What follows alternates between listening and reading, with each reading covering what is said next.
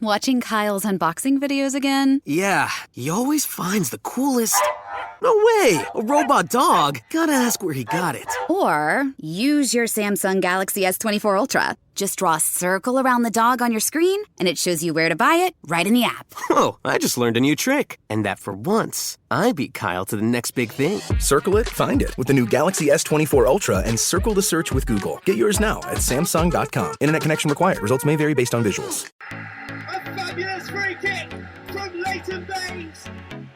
Dawson, oh, what a finish from Glenn Dawson, it's 2-0. It's scored by Tim Cahill in injury time for Everton.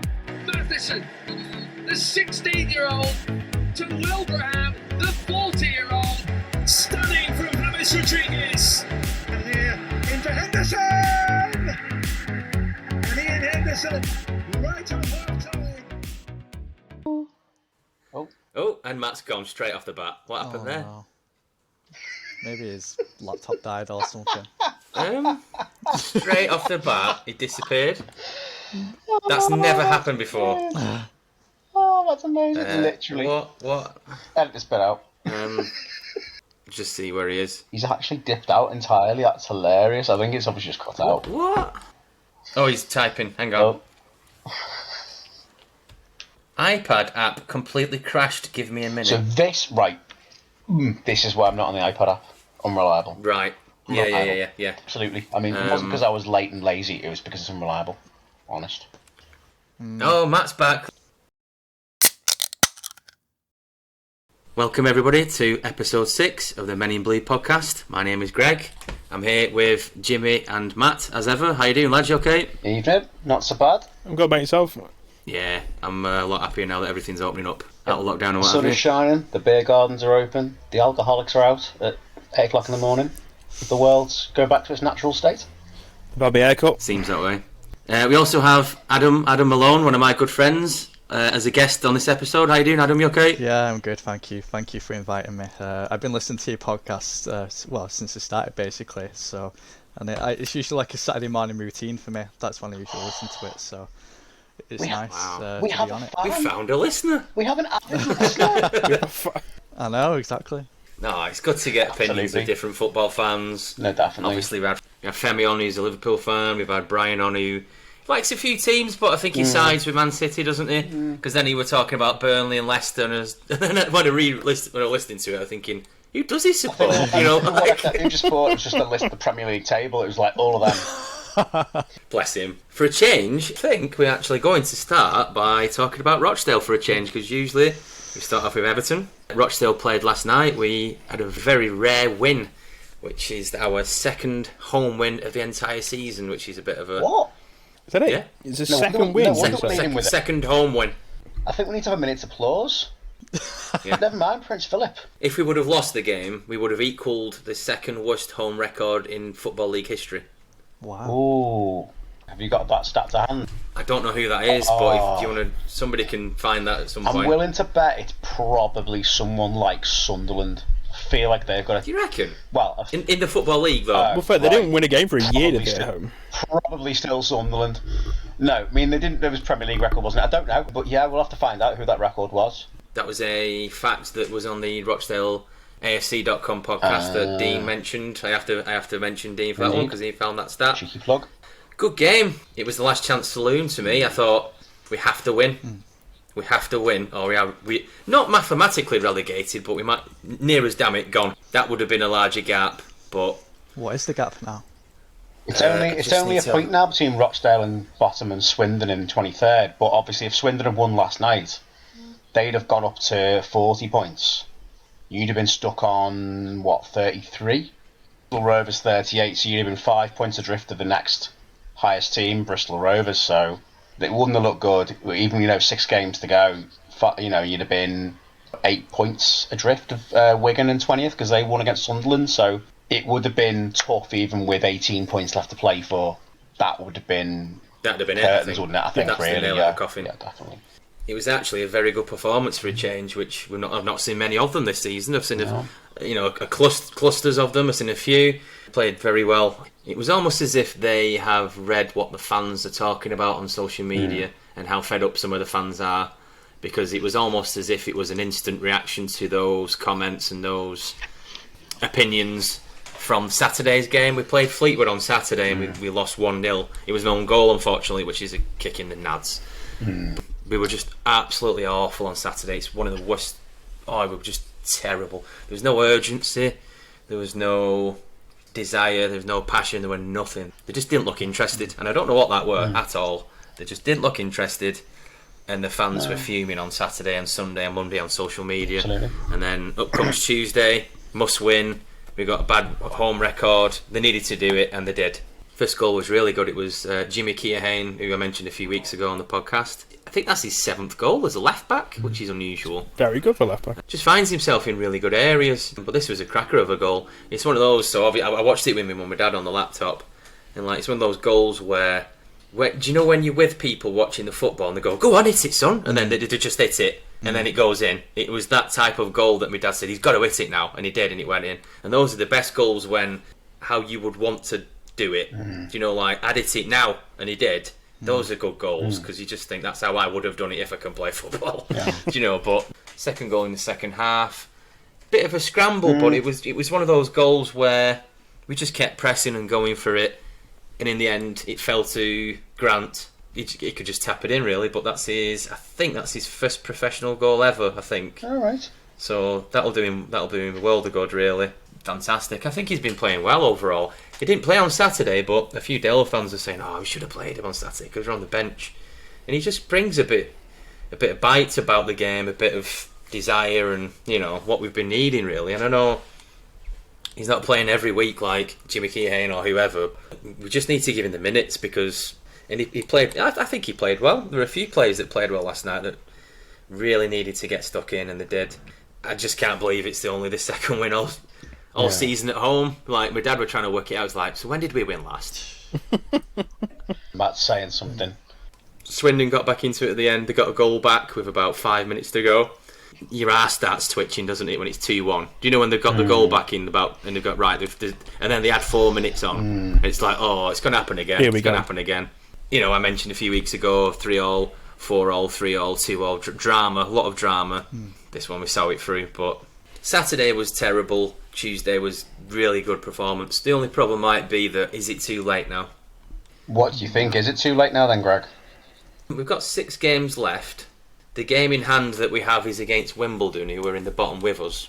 It's going to be squeaky bum time. It already is, to be honest. Yeah. If you win your game in hand, you've got a chance. I know. Like you've been saying, the performances haven't been. I mean, the performance on the last game before last wasn't great, but this one was. So it might be momentum to just give you a kick up the backside and maybe get you out of it. Yeah, I mean, your fixtures don't look too bad. They're all winnable. You've got back-to-back home games against Accrington and Blackpool in the next week. Blackpool are a good side, though. They drew 0-0 at home to Accrington last night. They're a solid side, though. I'm pretty sure they're up in the playoff places. I could be totally wrong. Of course, Blackpool have got Everton loanee Ellis Sims on loan up front, who's a cracking young player. But yeah, your fixtures, they don't look too bad.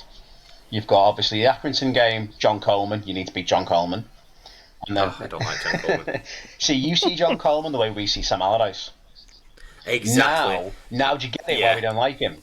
Yeah. Basically, if I say to you John Coleman, you're like, it's like, well, for me, he's always been a solid League 1, League 2 manager, but you're like, John Coleman, I can't stand him. So, basically, he's your Allardyce. Yes. Right. I might have to put this into context for the listeners and Adam, possibly. When Keith Hill left to go to Barnsley, I think we had Steve Eyre, who didn't do very well, and then we had John Coleman. So basically, we got the Accrington Stanley manager in. I just wasn't a fan of anything that we did with him at all. We were all very bullish football. We're getting a lot of red cards. I mean, I know fair enough at the moment we can't even get 3 points, but it wasn't enjoyable. It was a strange. It wasn't enjoyable. It was like bullish, a bit thuggy type of football. And couldn't enjoy it. There were a bit of that going on, and that's why I don't like him. And then there were rumours that he fell out with Gary Jones. They had to bust up basically Coleman and Gary Jones, and that's why Gary Jones left. Gary Jones is maybe arguably one of the best players we ever had, and he just left, and he went to Bradford, and then obviously he had a great career at Bradford in the cup finals with Swansea. Was it Swansea? Yeah, they played Swansea in the League Cup final, didn't they, in 2013? So a lot of people don't particularly like the word Coleman at Rochdale because he had a bust up with Gary Jones and said, "You're never playing for this club ever again." And I thought, crikey, you're telling him that he can't play for the club anymore. That's like, I can't put it into context for Everton, but that's like Allardyce. Who could he have said that, right, you're never playing for the club ever again, and it kicked off big time? Leighton Baines would be the obvious one. Baines, at that time, like Baines that's is the where only. I would go. I understand that he's doing very well at the minute. I think they're definitely in the top 10, aren't they? I know. Oh, they were at one point. Accrington are currently... They're not doing too well. 11th. They lost 5-1 to Wimbledon the other day. Gosh. They are currently 11th. So it's not bad for Accrington, considering where they've come from in the last 15 years or so, but... I mean, you take that, don't you, League One, halfway up? Yeah, absolutely. Not in any real danger, so to speak, statistically or anything like that, you know. I mean, that's a decent... I know, you know, if you can't get the playoffs and you can't get automatic, knowing that you're safe, there's nothing wrong with that. Absolutely not. No, absolutely not. You know, you look at other teams, I'd love to be in 11th, and they're probably, arguably, the same size as us, possibly, like historically, fan base, things like that. You could argue. There's no excuses really. We can aspire to be 10th or 11th or something like that, you know. But they must be doing fairly well to be 10th or 11th, you know. Yeah, they're not doing too badly. I think I'm just looking at your fixtures, and you've got pretty ideal. Now I'll look at it again a bit more detail. Obviously, Blackpool are chasing playoffs, but Accrington mid-table, nothing to play for really. Crewe mid-table, nothing to play for. Doncaster have been horrific since they lost Darren Moore. He went to Sheffield Wednesday, didn't he? They're now mid-table, nothing to play for. MK Dons away last day of the season, mid-table, nothing to play for, really. Now they're kind of safe. So you've only really got the game in hand away at Wimbledon, where it's a real 6-pointer. The others, okay, Blackpool are a solid side up there, but that's still 1, 2, 3, 4 games out of the last 6 that are winnable, because the teams that are mid-table, they could be on their holiday. Well, say on their holidays. They could be, you know... Mentally. Can't really go anywhere at the moment, can you? But you know, but, yeah, they might consider their season to be pretty much over. So I think actually you'd rather have that than maybe have sort of teams around you, like the Burton game, for example, and games like that, where playing sides around you, you've actually struggled more. And I don't know where that comes from. Something psychological where you can't beat the teams around you, and they're quite important games. Like we've said it for a good few seasons. Me and my dad and other Dale fans have said they're going to be around us at the end of the season. We need to win this now. I knew Bristol Rovers would be near us and Wimbledon. Do you know, roughly speaking? Yeah, the Northamptons as well. And... a bit surprised with Shrewsbury. I thought they'd be a bit higher up, possibly. They had a good season a few years ago, didn't they? Got the playoff final, I think. A couple of years ago, yeah. Yeah. Swindon and Wimbledon had both beaten us before Tuesday. So when people are saying we're going off these 2 games that we have to win, even that is proven to become difficult this season because we haven't got any points of any of them, but those are the games that we think are winnable. So what are people judging that from? You know, I know they're around us, but we can't beat them. You can't really get a variable. You can't get an average of anything with us this season. You know, like, oh, we'll get points here. I mean, there's not many seasons where you can say that in any division where that's 3 points. That's very rare, you know, especially in the modern game. Even Adam will tell you about that even with Man United, Adam, you could say, couldn't you, that there's not many where you can say that's 3 points? Off the top of my head, no, because even like I know we're going to touch on the Brighton Everton game later, but you'd maybe think on paper, like, yeah, we'll go there and get the 3 points, but it doesn't work that way, does it? No, it never does. No, and especially towards the tail end of the season, you tend to find there's all kinds of freak results that happen where sides on the bottom find a run of form, or teams will drop from the top end or mid-table and suddenly go on a poor run because they've switched off. So there's no guarantee of 3 points in any game. But with Rochdale, I think it's a cliche, but it's something that managers pull out this time of the year every single season. But you got 6 cup finals now. That's how you've got to see every single game as a cup final, and they are every single game in their own way as must win. Have Rochdale been in this sort of situation before in like recent years? Not this far down the table though, I don't think. We've always been in the bottom 4 or 5 or 6 in the past 5 years, or whatever you want to call it. Barry Murphy has saved us twice, technically. One was when they sacked Hilly we got BBM in, and he kept us up. And then obviously last season was points per game, wasn't it? Points per game or something. Yeah, points per game. I mean, how would you have done it, Jim? I think Tranmere at the time. Okay, we're going back over old ground. I've had a hot summer fuming over this, but Tranmere had a game in hand, which if they'd have won, they'd have gone ahead of AFC Wimbledon at the time, which then would have put them on a better points per game than Wimbledon, which meant they would have stayed up. And they had won 3 away games on a trot leading up to lockdown. So it's hard to say. You can't even base it necessarily on an average of who, could have won each game or what have you. I think what would have been the sensible option, which is a bit silly, but at the same time, is just you can't relegate teams. Promotion, okay, you can earn promotion over 40 games out of 46, you're nearly there. But I think to relegate teams and for them to suffer during this time of all times financially, and that includes, the unfortunate demise of Macclesfield Town, who actually technically shouldn't have gone down, but Stevenage stayed up because of Macclesfield's financial problems, and other clubs as well. Bolton and Southend, as much as they were cut adrift, hadn't been mathematically relegated at that point. So how you can relegate a team based off of, we think it's going to go this way the next 9-10 games. It's, you're not giving them a fair chance. It's over the course of an entire season. There was clubs lower down the non-league pyramid.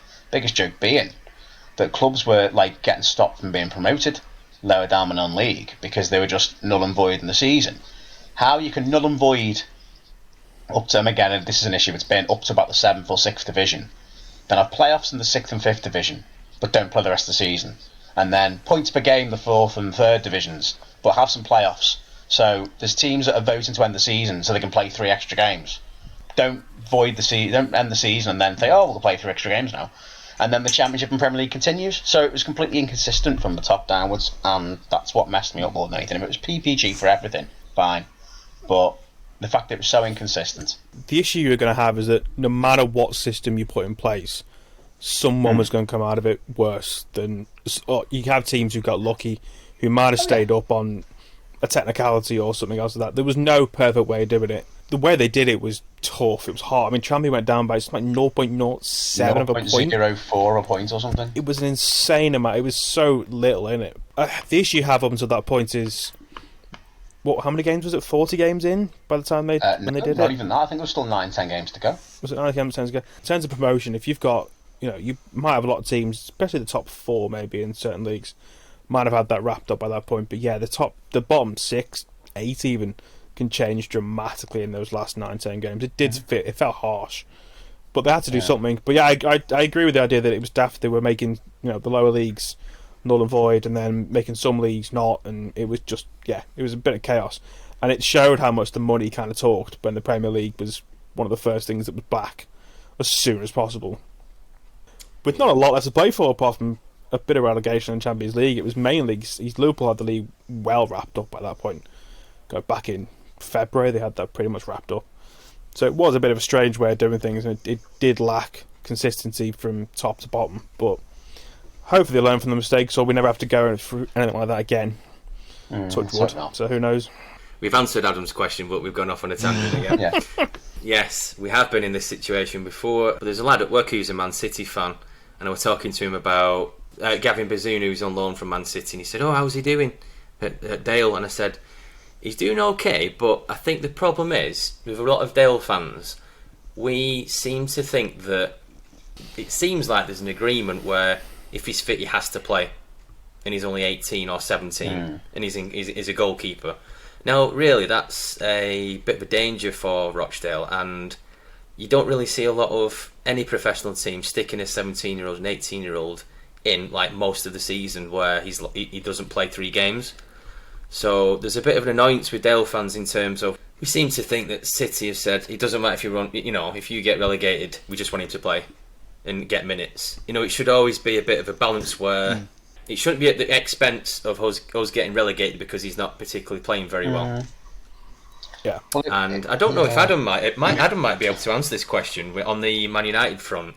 When Man United loan players out, the youngsters, if you will, or the ones that aren't quite making the first team, say like they were to loan a lad to Bolton, is there such a thing at United where there'd be an agreement that he has to play so many games or he has to play so many minutes?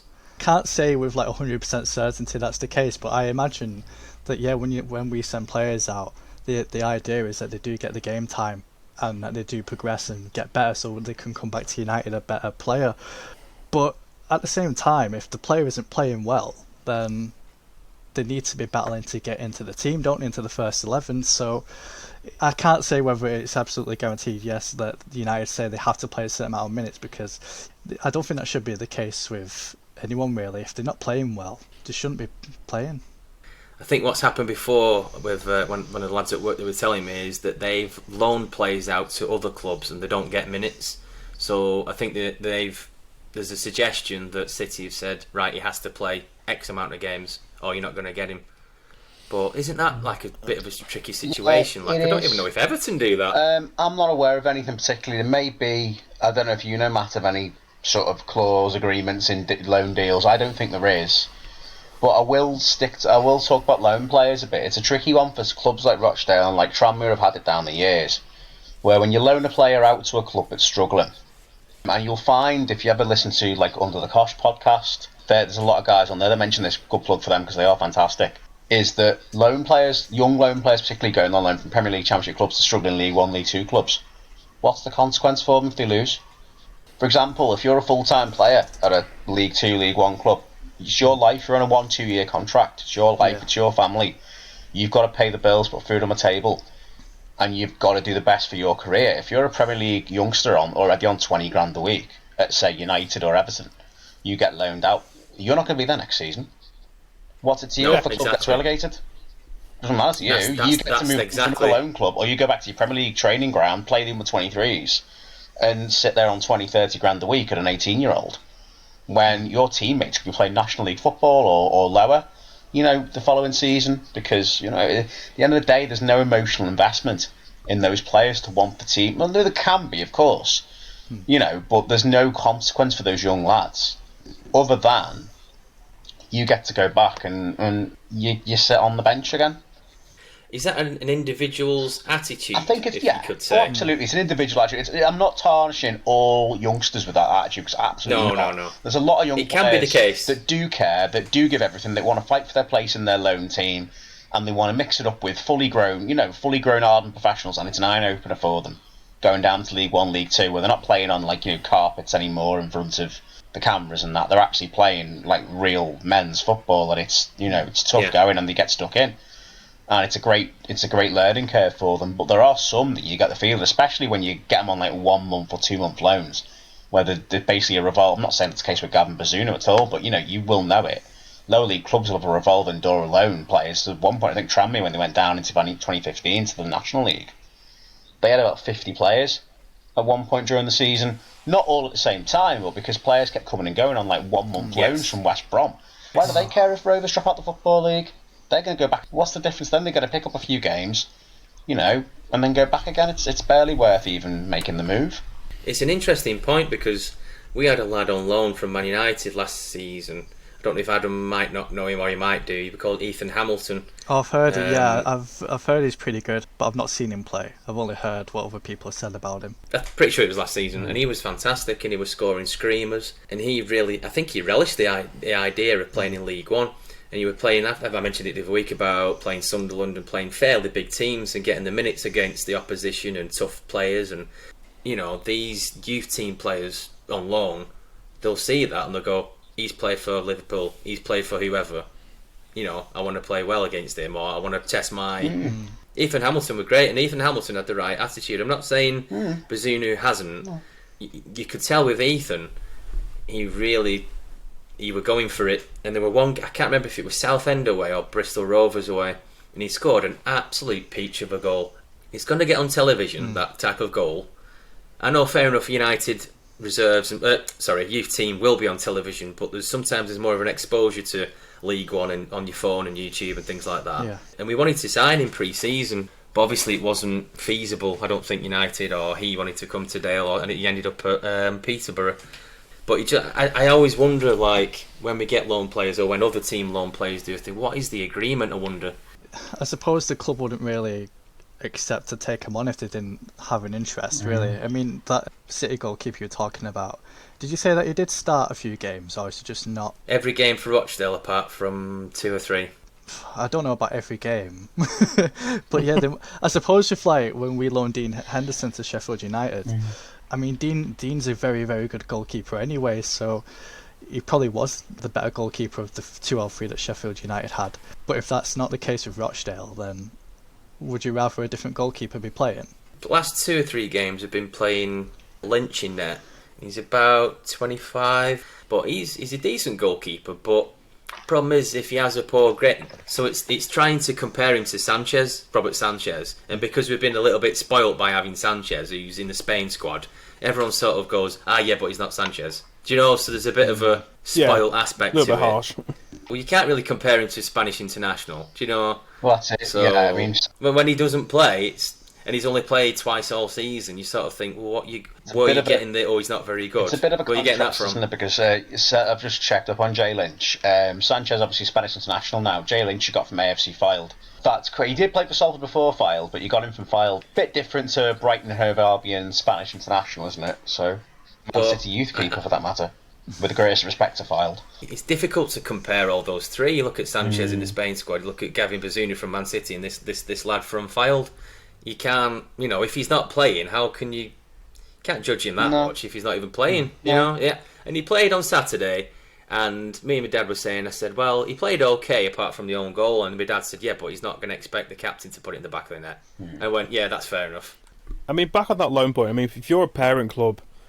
So if you're at the City, United, Everton, you're going to want to expect something out of a loan. You're not going to just send players out for the sheer hell of it. So if... Yeah. It's also for them, they're going to learn a lot about a player that goes out on loan. So if the keeper goes to Rochdale either way, doesn't perform, doesn't have the right attitude, then they at least then know that, well, maybe he hasn't quite got it for what we want him to, and to progress either way. A lot of players also, if they're in under 23s, have it pretty well to a certain extent because they're never under mass scrutiny. It's never, I don't know about either one of us. I'm not sure I follow our under 23s with much. It's not every game. I'll keep an eye out if there's youth cup games or whatever else. So to have that level to come up, then if there's Rochdale fans in particular who are unhappy with it, then it's how they respond to it. So the clubs are always going to want to get something out of it. I mean, looking at loans this season, the biggest, this isn't a low league one either way, but it ties back in, is Lingard to West Ham, who looks a different player, and it's fascinating to watch him. He's been brilliant since he's gone on loan to them. And United must have sat there thinking, well, what is it that we weren't doing to get that out of him? But also probably thinking, well, if he wants to go to West Ham, we can knock on probably another 20 million to the price tag based on the last 3 months alone. It's always goes to show that he's always been a great player. It was clearly confidence, and I think he was just unfortunate to be in a United team which, in his position alone, they had Fernandes, they've got all these players that were going to play, always going to be ahead of him. And confidence-wise, he was just at an absolute low. And he's gone to West Ham under Moyes, who was just giving him this new life, and it shows. And if he goes to Real Madrid and PSG, fair enough, I'd be intrigued to see it. Yeah, but the parent club is always going to has always got the control, put it that way, to any given point. Because, like I say, if he wasn't playing at Rochdale, they could just say, all right, we'll have him back then. If you ain't going to play him, we'll send him somewhere that might do, or will do, put it that way. So it's tough, it's finding a balance. What's your take on that, Adam? Obviously, he's a Manchester United player, you support that team. What's your take on Lingard? I'm really happy for him. I do like Jesse Lingard. I think when I have been watching him for West Ham, the goals he scored and things like that, he seems to be going more down the middle than down the flank. So, and we've got Bruno Fernandes, and then we've got Donny van de Beek, who isn't even getting a game at all, really, at the moment. And there's been some talk of bringing him back, and I mean, this is just my 2 cents, but I think he should stay at West Ham because.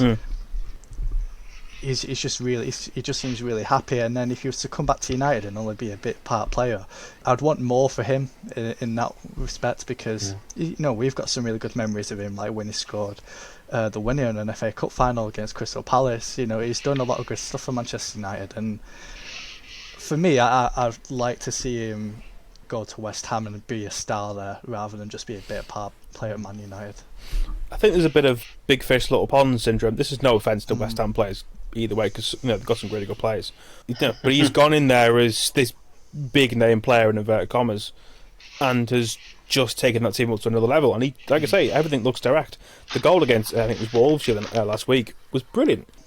But it is great to see a player go and do that and find the new, this lease of confidence out of nowhere and do that. And I agree. Yeah, I think he will go to West Ham. I think West Ham suits him. I'm not saying it's his level by any stretch, but I think he's somewhere a bit like they had with, this is West Ham in particular, but with a Payet or someone like that, where they've got that player who they can build a team around. They've got him. They've got Declan Rice in midfield as well, who's a really good player. So yeah, it's a really, really weird turnaround, but it just shows that there's always been a player there. I think at United he just got lost in the pack, unfortunately. He had a lot of pressure on him because he's grew up as a United fan.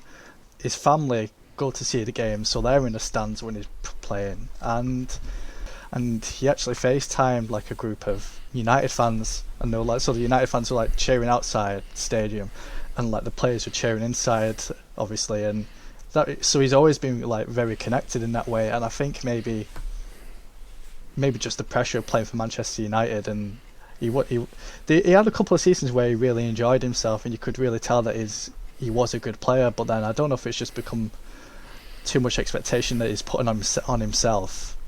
And since he's gone to West Ham, he's just, I don't think he has that pressure anymore, and he's probably just found a freedom in that, and he's just played really, really well. Yeah, I think the freedom's the most important thing, because he's always been a player quality. I mean, you look at him in the 2018 World Cup in particular. Yeah. I know it was only against Panama. I know Panama were as they are, but he's still gone to a World Cup and performed very, very well. And for England, he's always performed very well. I think I agree. The pressure was always at United, that because being a boyhood fan, I think also the fact that he had performed coming up as a youngster always adds to that pressure, because you want those players to then step on and carry on either way. And then obviously United started to bring in players that were playing in this position to get dragged out wide in particular as well, which might not have helped. But that's, he's gone and performed well, and I'm really happy for him, because he's a likeable guy. That's the most important thing. He's a little bit cringy in certain aspects of it, but that's kind of part of his charm in a weird way, with his little JL hand gestures and whatever else. But that's just, I kind of like that. Even the fact that he's now taken West Ham to the point where they're probably going to finish above us. But whatever, each to their own. Adam, do you think West Ham could finish in the top four? I think they came close nearly like a few years ago, but they just missed out and finished outside it. But I think it went to the last few games of the season. I suppose that the last few games they've gone 3-0 up, haven't they? And then they've nearly messed it up. Thrown it away. So, I want them to do it, and I'm going to stick my neck out and say I think they're going to do it. On that top four race, I mean, I still think until the game on, was it Sunday, I think, the West Ham Leicester game, I would have had it as the top four that was there currently. So City, United, Leicester, Chelsea were my top four. But hearing of what's gone on at Leicester this week, you've got to wonder, because they had Maddison missing and there's players breaking COVID protocols and whatever else. Yes. And they've got a history of, last year in particular, really did mess up top four. Are they going to do it again? In terms of who replaces them, I've got to back Liverpool, unfortunately, as much as I hate to admit it. I think they've got enough about them to do it. They've started to perform a little bit better in recent weeks. Made hard work of the game on Saturday against Villa just creep in. Maybe on the last few games. I don't think Everton will do it. I don't think we've got enough. I think injuries are going to play us, and the home record in particular. The only hope is we've got to play City on the last day of the season. Maybe if they got the league wrapped up, they've all been on the piss for the week, we might get a result, but I find that unlikely. But other than that, our running isn't particularly terrible. But yeah, Liverpool is where I'm back at the moment. I think they've just got the qualities just to grind out results at the moment, in particular, and they're getting players back as well, losing them, which we'll come on to anyway with the Brighton game and the Palace game that we played this week. But yeah, I'd still back Liverpool to sneak in if Leicester drop out.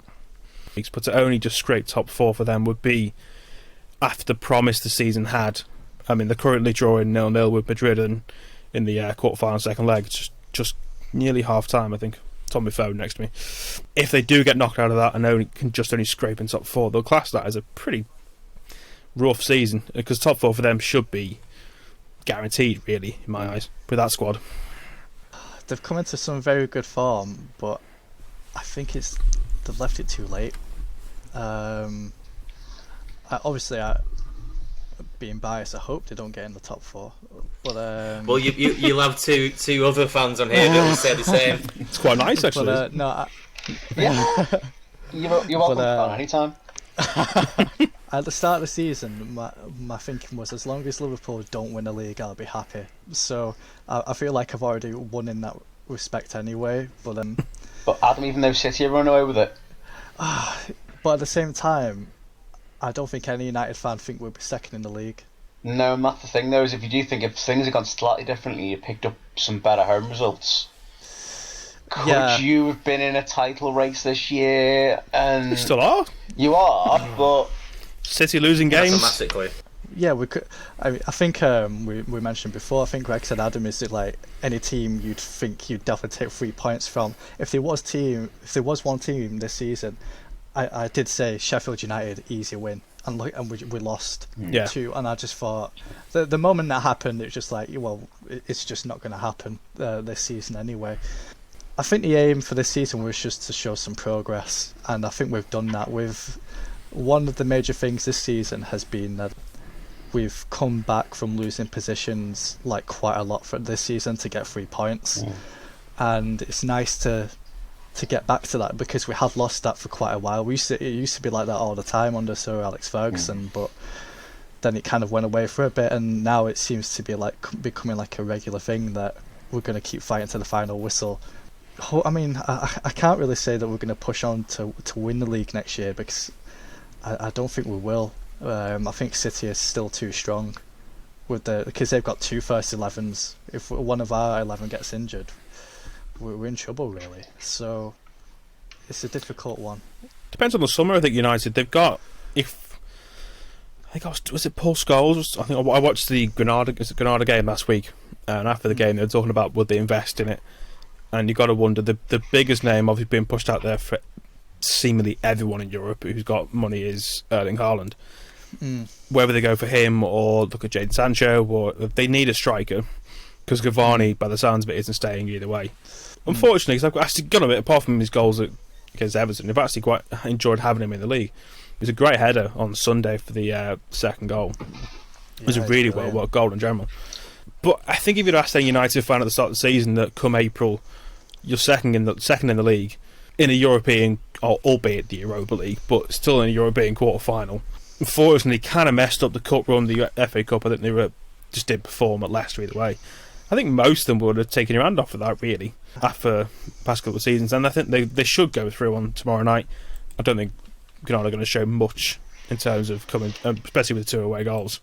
And if they can get themselves the Europa League, I think they're the favourites to win it, and I will back them. I can't see anyone who really beats them over 2 legs in particular. So you can't sit there and say it's been a bad season, and I don't think anyone has done. And I agree, it's been a season of progression, and I think Ole's done enough to justify being there. Yeah, I mean, at the start of the season it was pretty horrendous, because we lost 6-1 to Tottenham. Yeah.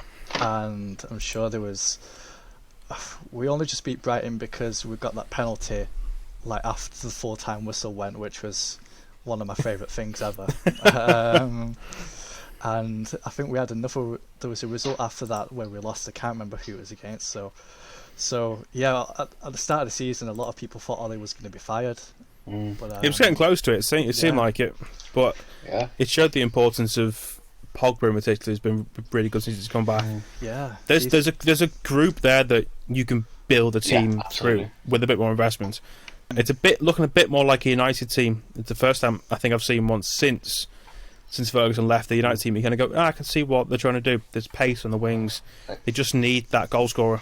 Yeah. And it ties in as well with what you said, Alan, about that resilience as well. That they don't wilt after going a goal down. They will come back and they'll get late goals, last minute winners. It used to be the typical, like you say, thing of never write off Man United. And I think we are slowly but surely getting back to an era where, you don't write off this United team. Certain players, and Fernandes has been the one. who's changed the culture of the entire dressing room since he's come in, massively so. He's such a winner. He really is. You are slow but surely, and I wouldn't rule you out for the title next season, but then I wouldn't rule out Chelsea the way they're building the Tuchel. I wouldn't rule out Liverpool coming back. Just wondering though, Adam, with obviously Europe being the Europa League now, would you take finishing second and winning the Europa League as a successful season? I would say it's a good season. I wouldn't say it's like an out of this world sort of season, but I do want to win the Europa League. I don't like the competition because there's so many games, and this year it's not been too bad, but when we was in the Europa League and we had Mourinho as the manager, it just really affected like the results that we had in the Premier League, playing on a Thursday and a Sunday. So yeah, if we win it, but at the same time, if we didn't win it, I would still say it's been a good season, because I think if we win the Europa League, I read an article by like James Cooper on Sky, and I thought that this is probably the better way to kind of measure it. He said if Ole wins the Europa League, it's not a measure of progress, it's just like it's an intention going forward, and I think that's the best way to see it, because we've been to a few semi-finals. It would be nice to get over the final hurdle and just win something, but at the same time I wouldn't write the season off just because we've not won the Europa League. And I think second is I think that's a good season. I'm just looking at some of United's fixtures that United have left. They've got a few games where, like we were on about Burnley in the last episode, turning up against the big teams. I mean, is Burnley a banana skin? And obviously Leeds did a number on Man City at the weekend. Is that also... There's a few teams there that you would... are they difficult? I'm not too worried about Leeds. You must be glad, Adam, sorry to interrupt you there, you must be glad though that the game's being played behind closed doors, because going to Leeds, if it's a full house, and there's a first game back in 16 years against United at home, that would be a different game altogether. Oh, it would. It's an absolute cauldron, wouldn't it? It'd be a cauldron. It would. I mean, in one way, I'm actually kind of sad that we're not going to get to see that. I think we'd be able to handle it, and I think we'll beat Leeds. Maybe that's famous last words, but earlier in the season, we had a really good result against them. It's probably my favourite result of the season so far. Burnley can be tricky though. We've found it hard over the years sometimes to beat them. It's usually by the odd goal. So possibly they might be tricky. I think we've been unbeaten away from home now for 23 or 24 league games, which is pretty insane. So I think we'll be okay. But even then, if the result didn't go our way, I don't think we're going to drop out the top four now. It would have to be a disastrous finish. I think seconds for that to happen. Not say it's wrapped up, but I think you're pretty well sorted. I mean, the Leeds game, the style of Leeds play even is kind of ideal for United, because you could happily sit back as you did in the home game and hit them on the counter. It was it 6-1, 6-2 at the end, and everyone was applauding Leeds for the style of football, and you sat there going, "But United stuck six past them." Anyway, what? But yeah, I think that especially at Ellen Road, it'd be because they're going to come at you, and United have got the pace in the attack to definitely hit them on the counter, and it will sit right back into how you want to play. But yeah, I'd agree. I think the season itself has been for United productive, most importantly, and there's a lot of positives come out of it. A few negative results, home results, but I think if you ask anyone across this season, Liverpool have lost 6 at home since the start of January at home. It's, everyone's home form has kind of gone out the window in particular, and it's a shame that those little freak results have cost you probably a serious title bid, but it shows that there's not a lot to fix to get yourself into that title run for next season in particular. So I think they will do. I think if they invest properly, invest it right in the summer, financial depending, they can really have a go at that title next season. Absolutely. There's a team that we haven't touched on. We haven't touched a lot on Everton. Do we have to, Greg? Yeah, do we have to? It all happened in the last week. I think Everton, I mean, obviously I don't see a lot of the games and things like that, but I know that they had the historic win against Liverpool, so I thought it would have been a good season. Really, I think maybe just for that alone. It feels like it. I think the issue has been, I mean, Monday night was. It's not often I get bored watching football, as in seriously. A lot of times it'll be on. If it's a game I'm not invested in, I'll be on my phone or whatever else. But if it's an Everton game, I like to think there's always something in it. Unless you're like 3-0 down with half an hour to go, you're never going to, not getting out of either way. There was just nothing. It was the most boring, bland night. And that's not even just on us. That was a bit on Brighton as well, because I think they were happy with the point as much as we were. It was just... turgid. It was just... I was sat there going, yeah. I'm either waiting for a Brighton goal, just somehow off someone's arse and it goes in, or I'm waiting for nothing to happen, and it was just it was so bad. We had the Palace game the week before, which I think is kind of it shows our season in a nutshell to a certain extent, where some of the attacking football was brilliant, they just couldn't quite finish. I think Calvert-Lewin and Richarlison had about 4 chances between the two of them, and then we let in a late goal. I think it was a Batshuayi, I think, equalised, I think, either way. And it was kind of that nutshell of just, it's been a lot of positives to take out of this, but it's still a team that needs work. I think I read a stat this week that it's Ancelotti's worst start, I think, after 50 games under a club. And everyone was saying, but yeah, he's also gone into teams, look at the Madrid team he inherited. And that's not to discredit Carlo at all. He's brilliant. But he's gone into a team where he's only really signed 3 players. Well, 3 or 4, roughly either way. And he's been left with some absolute dog turd of some footballers in that team. And the injuries this week didn't help, and we missed Calvert-Lewin in particular. But yeah, I think as a season, there's some positives in that. We're not completely out of the European race yet. If we can blag ourselves top 6, I'd be delighted. But if anything, he's probably overachieved with the squad he's got. Ancelotti either way. And he's, like I said, the Anfield win was one I won't forget for a long time, mainly because it was just stressful for 90 minutes. But at the end of it was like a euphoria of it all going into it. There's been some really good results. The 3-3 draw at Old Trafford, the last minute one was a good result for us. With just that the idea of a draw that feels like a win when you get the last minute ones. And there's little glimpses of it. You can see these little things where you go, okay, there's little bits. Okay, maybe replace that player with someone a bit better. And you can see, and transfer wise, it's been really good. Ben Godfrey's been a revelation. He's a future Everton captain in my book. Yes and no. In that, yes, we can push on, but I take was it Gary Neville made a point during the week of he's basically done trying to egg Everton on, wish Everton to do well, because they just constantly let the fans down. And I feel like forever, even since the Moyes days, we've had a well-known thing. You look at the table and go, oh, if we can just beat so-and-so, we're in. Or if we can just get a run together, if we can just beat so-and-so. Oh, if we just beat them. And season after season, it's off. We can just they're doing really bad. If we can just beat Burnley, if we can just beat Crystal Palace, we can just beat Brighton. Which, if you're going to be serious about being at the top end of the table, with the greatest respect to those clubs this season, those are the kind of games you need to win home and away. I'm not talking about we expect to beat these teams, but if you're serious about top 4, you're serious about challenging for honours, which Fard Mashiri, the owner, he's got Carlo Ancelotti in, one of the most renowned managers in the world.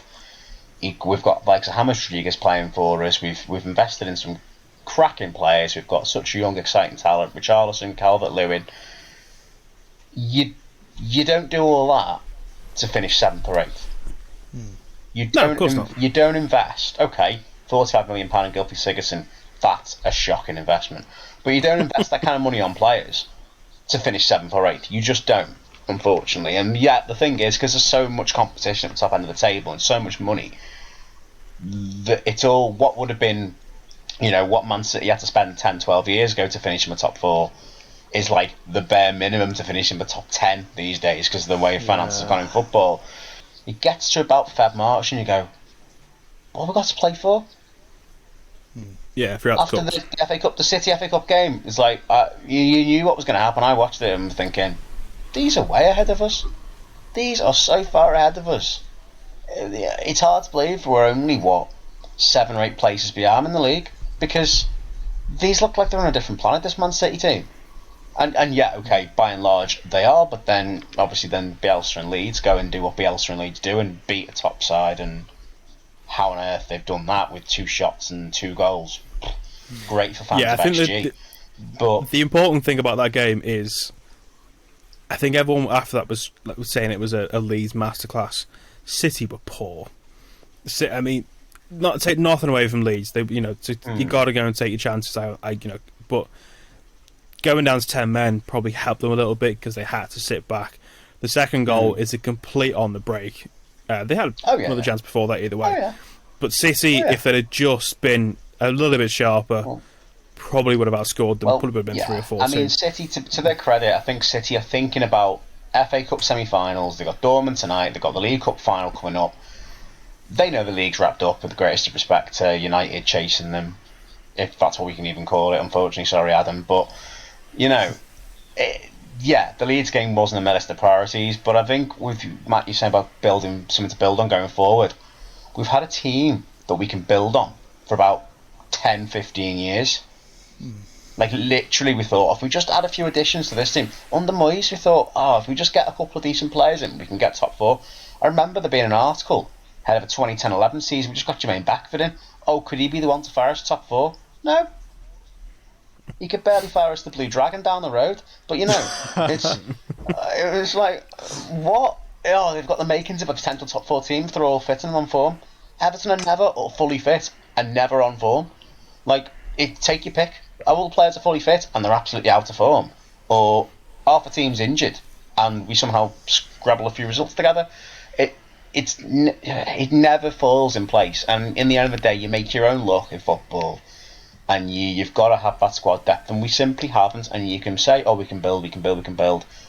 We've been building for what feels like 15, 20 years, and we seem to have the same season on repeat, apart from the occasional drop into the bottom half, which, why on earth we're finishing 11th, 12th is absolutely beyond me last season with the squad we've got. But your table doesn't lie, does it?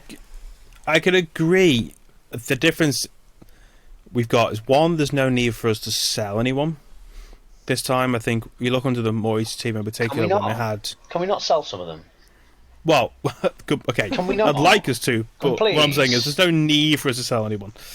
I think what I'm saying is, if someone comes in for a Calvert-Lewin or a Charleston or Lucas D, I don't know, those kind of examples, we've got the back in there to keep them, and I think there's enough there at the club to keep them. So when we sold Lukaku to Man United, for example, it made sense that he was going to go because it was just the obvious move. I think because of the manager we've got in place and the board in particular, there's more to keep the players at the club that we want to keep. I agree, they've got to get rid of some absolute crap, and they will do. I think there's going to be hopefully more leaving this summer.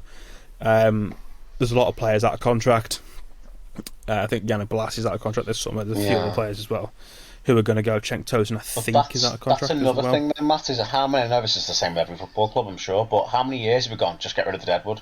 I agree, but that's something. But every constantly have Deadwood. It's like, how? But every team, United have got every club's got them. Deadwood as well. It happens either way.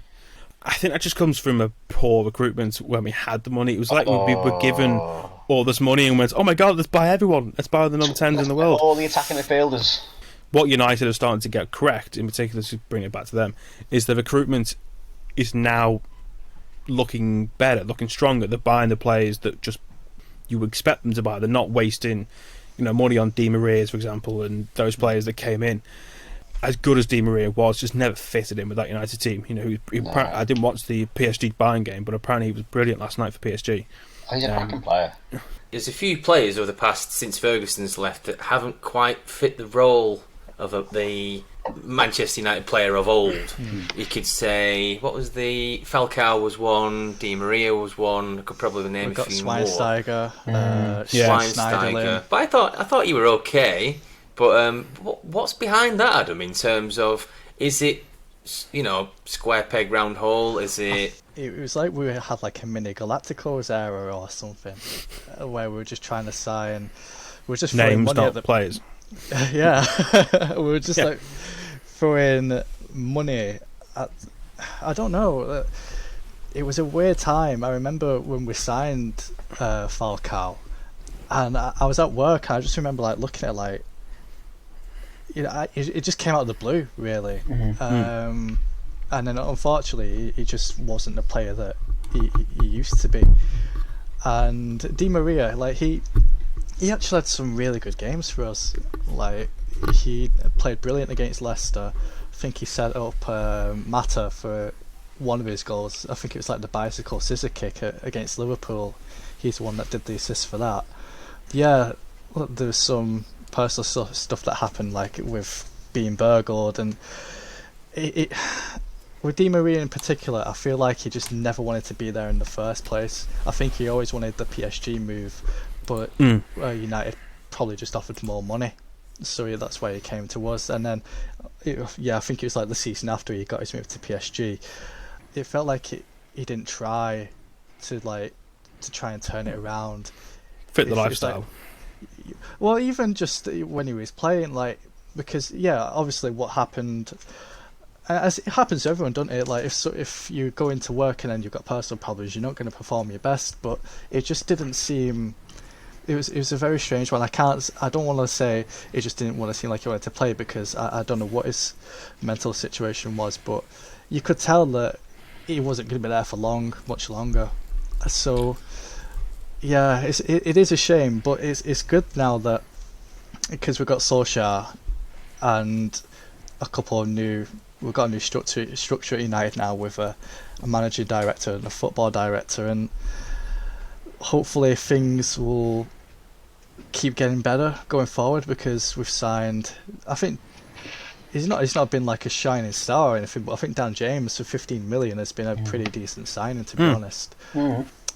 And obviously the standout signing has been Bruno Fernandes, and I'm very glad that we didn't sign Sancho for over 100 million, because it just seems like already if we did that, he'd be in a losing situation, because unless he was getting like 9 out of 10 every week, everyone's going to be saying, well, we've paid 100 million for this guy. So be the Pogba situation. Yeah. Same idea as that. Yeah. And Maguire, it's up. Well, even with Harry Maguire, like, he's played every single minute of United's league games since his. I think he has, yeah. Which is ridiculous. And Luke Shaw has been arguably one of your best players this season, if not the best player. Yeah.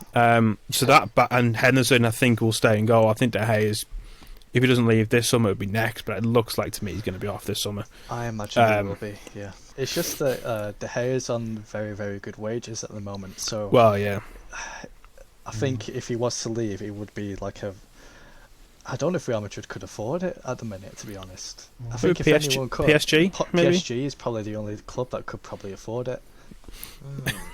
Yeah. I don't think he would go. go. We'll have him. No. I didn't say Mal. Comes Goodison, we'll have him. Yeah. I like that. Everton, we'll have him. Yeah, why not? I like that. Ex-United player, we'll have him. We wouldn't even sell you a Romero, never mind De Gea. You wouldn't, you bastards. You wouldn't. I know, I would have had Romero as well. All right. It was transfer window in August. August. Through that one? Apparently, United blocked it, and I think I'm right in saying he fell out with United because he thought that it was going to be first club. But I can see why United wouldn't want to give him to us, being a rival in inverted commas. Yeah. Well, I think before Henderson came back, he was happy to be number 2. Something you just mentioned, Jimmy. You said 7 games, and there's 7 games left for Everton. You've got Tottenham, Arsenal, you keep trying to get us to talk about West Everton. Ham. You keep trying it. Stop it, Greg. We're not talking about Everton. We're not.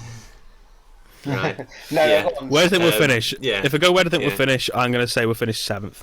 8th. Interesting. I think Spurs are an interesting watch at the moment because you never quite know what you're going to get week on week. They're a strange team, Tottenham. Very strange. I was very interested in what Roy Keane were talking about with that they've been soft for 40 years. He's right. Give him his credit. You can't disagree. He's actually spot on. A lot of what Roy Keane, I know, says a lot of stuff just for kind of the reaction, but actually for a lot of what he says, he's got justifiable reasons saying it. Spurs are.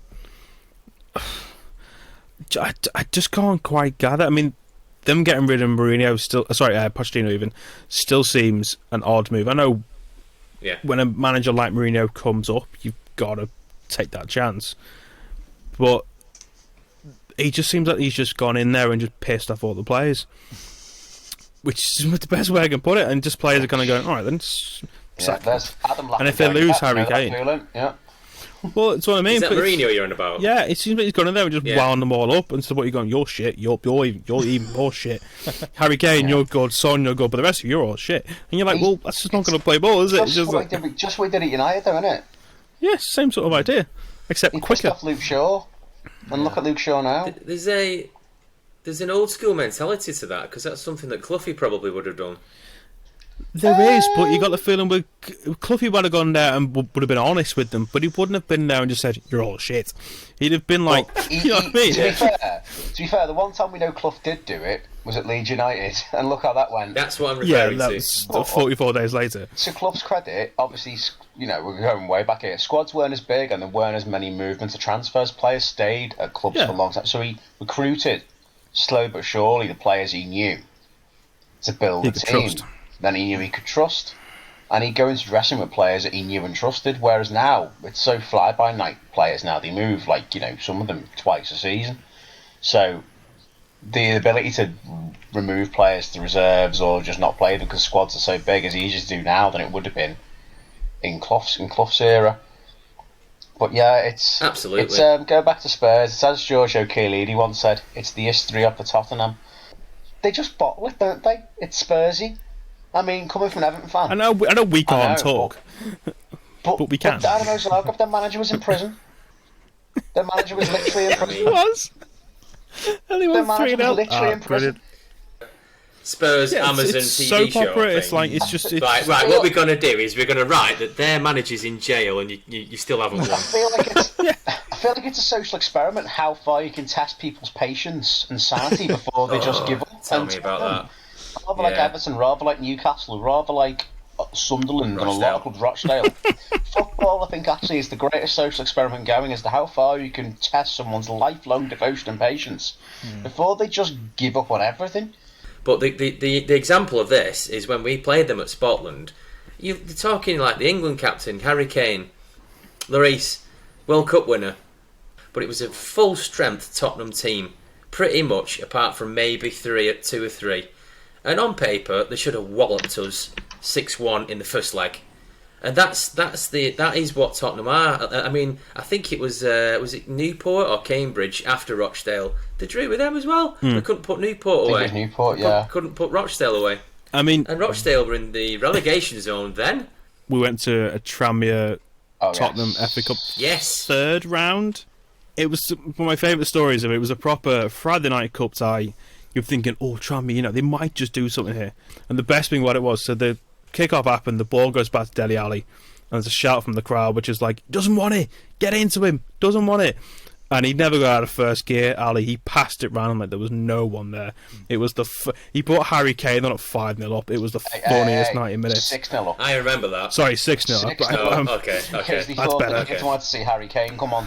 I've not laughed at a football match more than those 90 minutes. It was. I think Sergio already bashed one in from 25 yards out, and you're like, well, that's it then, isn't it, Ferdy? Yeah, Llorente came on, scored 4. That one over. Really? When we got battered by Tottenham at Wembley, it was like that was the first ever game with VAR involved, I think. Oh, right. God. Because they were still trying to get the head round everything in terms of... And Hilly afterwards was saying, oh, I enjoyed it even though I didn't know what was going on with the VAR. And Pochettino were coming up with things like, well, it's all teething problems. But that was a bizarre game. It was like penalty, not penalty. One of the lads that we talk about in this episode, Jason Ellery, Liverpool fan, he watched it on his tablet whilst they were cooking in the kitchen. And he said all of a sudden it was 2-0 Tottenham, so he turned it off, turned it back on, and it was 1-1. And he just texted me saying, what the f*** is going on? That happens now. This is 3 years later. Yeah, it's still going on now. 3 years later. Talking on Tottenham, I know we've basically gone from, they bottle everything, to, they've battered lower league clubs, to, can I just point out, Everton played Tottenham Friday night at Goodison. I have no doubt Spurs will turn up at Goodison and wipe the floor with us now I've said all this. Saying that, we've beaten 5-4 in the Cup, so anything like that again, I don't think my heart can take it. Me and my dad must quote Mike Bassett at least once every month, every 2 weeks. Every time we watch a football game, he'll quote Mike Bassett. We did it last night, and he did it the other week. Rufus Smalls Just couldn't like, hit the Mike side of a Lawrenson. Renault Spas. I think my favourite part is Yeah. when they've got like the I suppose it's like the science centre in it where they've downloaded the player profiles and like is it Pele, Maradona, and then is it Mark Lawrence. Mark Lawrence? Yeah, that's the favourite part. Such a good one. As a kid, I didn't really understand it, but then like several years later, when like I've obviously know a bit more about football, I thought it was like the best joke on there. The scene where the Norwich City bus goes the wrong way after winning the Mr. Clutch Cup, right? Norwich City's actual parade bus when they won the championship in 2019 broke down. That's almost like the Simpsons predicting things. Yeah. Schwarzenegger and one of That's those. very similar. Donald Trump. That's Mike very Bassett similar. predicted it. Listeners and followers, what do you think that has happened in the Mike Bassett film is actually going to happen in real life? If you could send us a tweet, send us a message, we'll read them through in the next episode. That'll be a good one. It'd be great if it was the English and Irish and Scots having a fight in the hotel. Yes. That'd be great. Yes. Can that happen? No, it can't happen at the Euros, can it? Because Ireland didn't make it. But English, Scottish and Welsh having a fight at the airport. That would be amazing. All breaking COVID rules for a massive scrap. That's it. And then England score with a hand-to-God goal in Qatar 2022 against Argentina. Yeah. And who can it be? Who will we have it? Jack Grealish. Then it's so hot in there, he decides to take all his clothes off and celebrate. Yeah, that's Clint about right. Tomkinson. This past weekend, it was WrestleMania, which was a 2-night event for the second year in a run. I think last year we had 2 nights, and this weekend we had 2 nights. Adam has been very fortunate to go to 2 WrestleMania live events, haven't you, Adam? Yeah, it was definitely something off the bucket list. So the first one I went to was WrestleMania 28, where it's The Rock versus John Cena. That was a brilliant WrestleMania. Although I was a bit disappointed because I'm a big Daniel Bryan fan, and he was facing someone called Sheamus. So then I think they're basically both in the ring, and I turned to my friend to say, "Oh, this is going to be such a good match."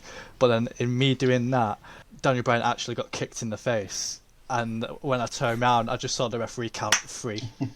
I think I've seen that. He loses at about 13 seconds. Yeah, I didn't even see. Shit, right. Bro kick done. It's like, what? Yeah, I didn't even see get kicked in the face. I just said this is gonna be such a good match. I heard the crowd like cheer, and I turned around and I just saw like 3, and I was like, I can't believe that's just happened. Oh no. Though to be fair though, that event that did ignite the backlash from fans, which eventually pushed Daniel Bryan for WrestleMania 30 2 years on. They had the Hell in a Cell between Triple H and The Undertaker with Shawn Michaels as the referee. Oh yes. Yeah. That was good. Yeah. That was a cracker. That's an incredible match, isn't it? I had an inkling they were going to do the super kick pedigree sort of moment, but I didn't know whether he was going to kick out of it or not. So that was going to be the end. Yeah. So actually would have been kind of a way to do it. When he did kick out, I was very happy with that. Didn't want to witness the streak being broken. One of my friends actually went to WrestleMania 30 where that happened, and it said it was just surreal when that actually happened. What was the second Mania you went to, Adam? WrestleMania 31. That was the one where Seth Rollins cashed in. God, San Jose. I didn't think it would be as good as it actually was, because when you buy a WrestleMania ticket, you don't know what the card is going to be when you actually get the ticket. I thought it would be okay, but then it was actually brilliant. And seeing Sting versus Triple H, the NWO and surreal. The one thing that I did sort of like find funny about the whole event was, I think at least everyone in the stadium thought Sting was going to win. Just because, why would he lose? Because he should have done, basically. Well, pretty much it. And then Triple H gets his shovel out. Burial again. I'm like, when like Triple H won, like people just sort of like looked at each other like, really? Randy Orton doing that RKO on Seth Rollins. Oh yeah, from real that. Yes. That was brilliant. Just for context for this one, me and Jimmy went to the Manchester Beer Keller. Hardy Boys. We're watching the ladder match, and then is it the New Day say, who might it be? And it just goes, dum, dum, dum, dum, dum. Yeah, but everybody in the Beer Keller went nuts. They started jumping on chairs. Flying everywhere. It was absolutely insane. But there were security guards in the Beer Keller. They must have just switched off because it's 3:30 in the morning. And then it just went, what's going on? Like that, because 200 people just started kicking off randomly. Out of the two Manias, Adam, which one stands out of the two? Probably the first one, to be honest. WrestleMania 28. For a long time, I was like, I definitely someday want to go to WrestleMania. So then, when I was there with one of my friends, I think it just meant a lot more. I mean, don't get me wrong, WrestleMania 31 was probably the better pay-per-view overall, to be honest. But I think because WrestleMania 28 was The Rock and John Cena, at the time it was once in a lifetime until they did it, like the same match the next year. But also like the CM Punk versus Chris Jericho match as well, I thought that was absolutely amazing. So yeah, I'd say WrestleMania 28 is definitely the one. I mean, I think as well, because in the stadium it started off as like daylight and then it sort of turned into night, so you could see all the fireworks, whereas in San Jose it kind of like stayed daytime pretty much throughout the whole thing. So yeah, I'd say WrestleMania 28. And it sounds like such a long slog to be there. How many hours are they at an average? I think when I went, it wasn't as long as what it is now. I think I was there for about maybe 3 at the most 4 hours. Whereas I think now, now it's like about 3 weeks. Yeah. Now it's more than 6 hours, nearly 7 hours. WrestleMania 38 starts next week. I hope what they take for the last two Manias is to split it into 2 nights. Because it does work. Split it into 2. Also gives you a chance to have a nice ending both nights if that's how you want it. So this year, for example, you had Bianca Belair winning on the first night, which was brilliant. And the second night you had that sort of, it wasn't a happy ending as such with Reigns winning, but it was the obvious ending. It was like the sort of this is what we're going with, here it is, which I agree with. I think it was right he won. He's been the way they did it was such a dick move, but it was the perfect dick move to pin both of them at the exact same time, especially having winning by a concerto with both of them. It wasn't done in a sort of Reigns spear lol, which was good. I also love the fact that he pinned both of them, meaning can we not have a rematch clause then? Because he literally pinned both of them. So that the one... exactly. Usually if I'm a triple threat, you didn't pin me, you pinned the opponent. Oh, well, I demand the rematch. Then I say to you, do some proper fucking WWE. Push somebody different, push Big E or something, or, to take on Reigns next or something. Cesaro seems to be the one, doesn't it? I enjoyed Sheamus Riddle. I thought that were absolutely solid. The Fiend against Orton was a strange 7 minutes. They can't book the Fiend right. They just get it. Apart from the Firefly Funhouse match against Cena last year, they can't seem to book the Fiend.